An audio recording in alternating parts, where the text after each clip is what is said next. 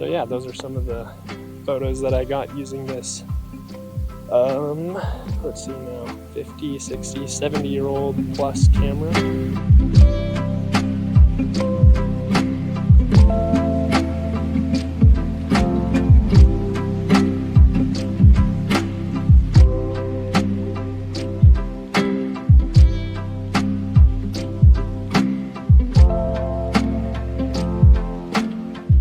Luckily, I can use a modern film like Portra 400, which I love to use Portra on landscapes.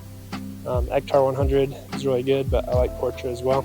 Even though Portra is designed for skin tones, I still like its kind of soft color science and for landscapes, especially on red rock.